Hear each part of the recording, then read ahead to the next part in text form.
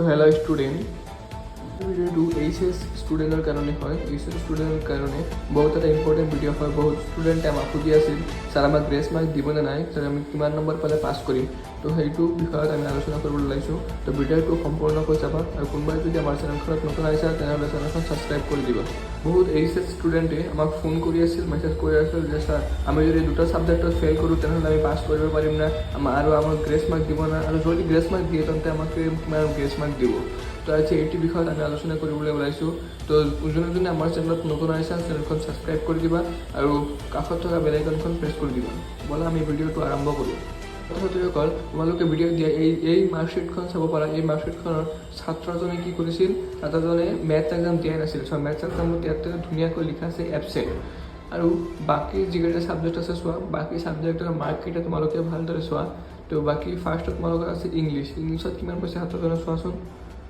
ইংলিছত পাইছে 57, ইংলিছত 57 পাইছে। আৰু তোমাৰ ইংলিছত কিন্তু কোনো প্ৰেক্টিকেল নাছিল। আৰু অল্টাৰনেটিভ ইংলিছত হৈছিল, অল্টাৰনেটিভ ইংলিছত ছাত্ৰজনে পাইছে 72। ফিজিক্সত থিয়ৰীত পাইছে 32 আৰু প্ৰেক্টিকেলত পাইছে 29।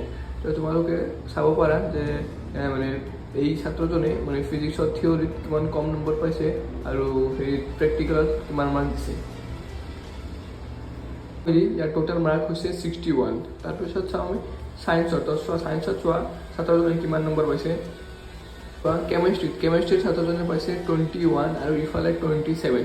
তো 21 আৰু 27 কি হয় তোমালোকৰ 48। তো ইয়াতে চোৱা ছাত্ৰজনে 48 পাইছে। তো তোমালোকে এই মাৰ্কখিনি চাই তোমালোকে এটা ইমাজিনেশ্যন কৰিব পাৰা যে তোমালোকে কিমান গ্ৰেছ মাৰ্ক দিব বা কিমান নম্বৰ পালে তোমালোকে ভাল কৰি পাছ কৰিব পাৰিবা, কিমান নম্বৰ পালে তোমালোকে মানে কম নম্বৰ পালেও পাছ কৰিব পাৰিবা, তাৰে এটা উদাহৰণ।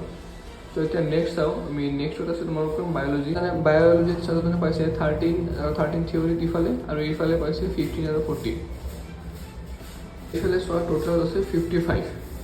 তো ছাত্ৰজনে টোটেল আৰু ছাত্ৰজনে নেক্সট মেথছ এক্সাম আছে। মেথছ এক্সামত কিন্তু এবচেণ্ট বুলি দেখাই আছে। তো ছাত্ৰজনে মেথছ এক্সাম দিয়াই নাই। তো মেথছ এক্সাম নিদিয়াৰ পিছতো এই ছাত্ৰজনে কিন্তু ফেইল অহা নাই। ছাত্ৰজনে কিন্তু চোৱা 2nd ডিভিজন পাইছে। তো ইয়াৰ মানে কাৰণ কি, এইটো চাই মানে কি বুজিব পাৰিলে তোমালোকে যে এটা এক্সাম নিদিলেও আৰু এটা এক্সাম যদি বেয়া হয় তেন্তে কিন্তু আৰু বাকীকেইটা এক্সাম যদি ভালে হয় তেন্তে তাৰ পৰা মাৰ্ক কেৰি কৰি তোমালোকে গ্ৰেছ মাৰ্ক দি পাছ কৰাই দিয়ে। তো ছাত্ৰসকল তোমালোকে কোনো ধৰণৰ চিন্তা নকৰিবা। তোমালোকে এটা বা দুটা ছাবজেক্ট যদি বেয়া হৈছে তেন্তে কোনো ধৰণৰ টেনশ্যন নাই। তোমালোকে বাকী ছাবজেক্টটো যদি ভাল হৈছে তেন্তে তোমালোকে গ্ৰেছ মাৰ্ক কেৰি কৰি আৰামছে পাছ কৰি যাব পাৰিবা।